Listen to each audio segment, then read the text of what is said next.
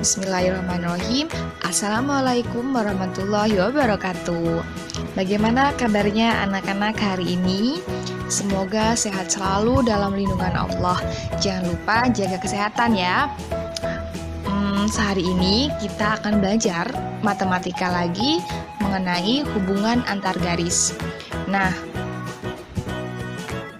Nah, sebelum itu, sudahkah kalian mengetahui sebenarnya garis itu apa dan seperti apa? Tentu dalam kehidupan sehari-hari kita tidak akan bisa dipisahkan dari garis. Garis adalah sekumpulan titik-titik yang beraturan dan berkesinambungan. Ada garis lurus. Garis lurus adalah garis memanjang yang tidak terbatas di kedua ujungnya. Kemudian ada senar garis. Senar garis adalah garis yang diawali oleh suatu titik, sedangkan ujung lainnya menuju ke suatu arah tak terhingga. Kemudian ada juga segmen garis atau ruas garis, yaitu garis yang dibatasi oleh dua titik. Nah, anak-anak, perhatikan gambar berikut. Di sini Ustazah sudah punya beberapa contoh garis. Ada cirinya masing-masing. Nah, kalau garis lurus itu di setiap kedua ujung garisnya selalu ada tanda panahnya. Kemudian kalau ruas garis itu di kedua ujung garisnya itu ada tanda titiknya di keduanya ya. Kemudian kalau sinar garis itu di ujung sebelah kiri atau di salah satu ujungnya itu ada tanda titiknya, kemudian di ujung lainnya ada tanda panahnya. Jadi ada dua tanda, yaitu titik dan panah. Kemudian kalau garis horizontal yaitu garis yang mendatar, sedangkan garis vertikal adalah garis yang tegak lurus. Jadi horizontal itu garis lurus ke samping, sedangkan vertikal lurus ke atas atau ke bawah. Begitu ya, paham? Nah, sekarang kita akan membahas mengenai hubungan antar dua garis. Di sini ada tiga. Yang pertama, garis jajar. Kalau garis jajar, maka kedua garisnya terletak pada sebuah bidang datar dan tidak akan pernah berpotongan. Jadi selalu sejajar. Kemudian yang kedua, garis berpotongan. Berarti kedua garisnya terletak pada sebuah bidang datar dan berpotongan di salah satu titiknya.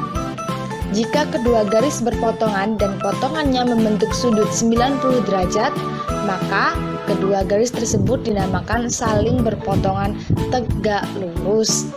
Yang ketiga, garis berimpit. Kedua garisnya memiliki paling sedikit dua titik persekutuan. Coba perhatikan gambar berikut. Di sini Ustazah sudah punya gambar-gambar mengenai garis sejajar, garis perpotongan dan lain-lain. Yang pertama, coba dilihat ada garis jajar. Garis jajar di sampingnya juga ada garis jajar. Itu bisa jadi garisnya sama panjangnya atau yang satu lebih panjang, yang satu lebih pendek. Nah, itu juga tetap dinamakan garis sejajar karena sejajar tadi, posisinya sejajar dan tidak berpotongan. Kemudian ada garis berpotongan. Nah, itu ada garis berpotongan berbentuk silang. Pasti kalau sudah seperti itu gambarnya, sudutnya itu tidak 90 derajat. Kemudian ada juga yang berpotongan tegak lurus. Nah, yang berpotongan tegak lurus ini yang sudutnya 90 derajat.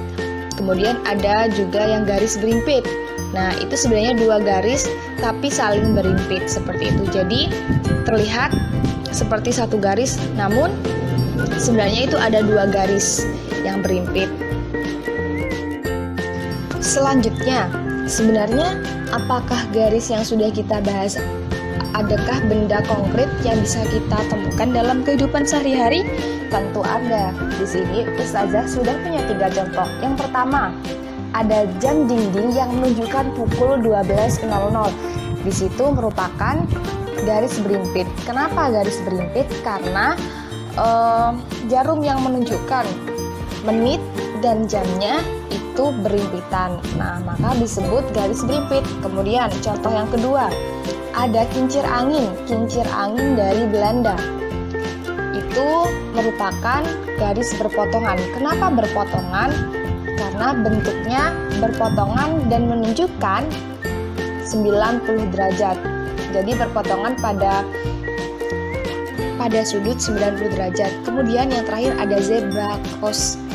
Zebra cross biasanya ketika kita menyeberang di jalan raya, pada area zebra cross itu terlihat garis-garis yang sejajar.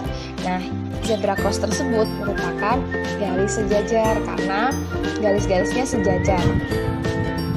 Selanjutnya, sudut yang terbentuk jika dua garis sejajar dipotong oleh sebuah garis. Jika terdapat dua garis sejajar yang dipotong oleh sebuah garis, akan berbentuk beberapa jenis sudut, yaitu antara lain. Sebelum itu, anak-anak, kalian perhatikan gambar yang ada di samping. Nah, di situ sudah ada dua garis sejajar yang dipotong oleh sebuah garis. Ada sudut ABCD, EFGH. Jadi ada 8 sudut ya. Nah, di sini perhatikan. Yang A, sudut-sudut sehadap memiliki besar yang sama. Berarti kalau sehadap berhadapan. Contohnya itu sudut A sama dengan sudut E. Kemudian sudut B sama dengan sudut F.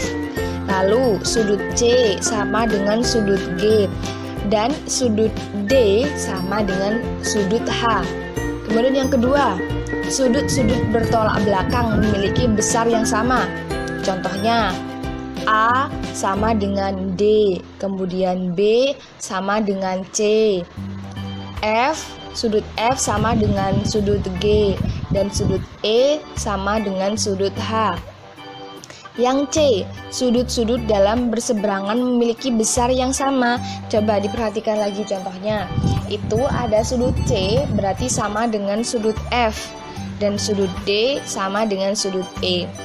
Dan yang terakhir yaitu sudut-sudut luar berseberangan memiliki besar yang sama. Ya, kalau yang tadi dalam berseberangan, kalau ini yang luar berseberangan. Berarti contohnya sudut A sama dengan sudut H dan sudut B sama dengan sudut K.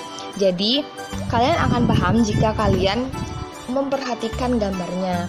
Jika tidak memperhatikan gambarnya maka akan bingung. Jadi untuk memahaminya silakan perhatikan gambar. Di anak-anak, demikian pembelajaran matematika kali ini. Semoga bermanfaat. Silakan dipelajari. Jangan lupa untuk mengerjakan soal nanti yang tertera pada PDF. Dan pesan Ustazah, jaga kesehatan, jaga jarak, selalu pakai masker, cuci tangan, semoga sehat selalu. Jangan lupa berdoa, ibadahnya dijalankan. Wassalamualaikum warahmatullahi wabarakatuh. Tetap semangat.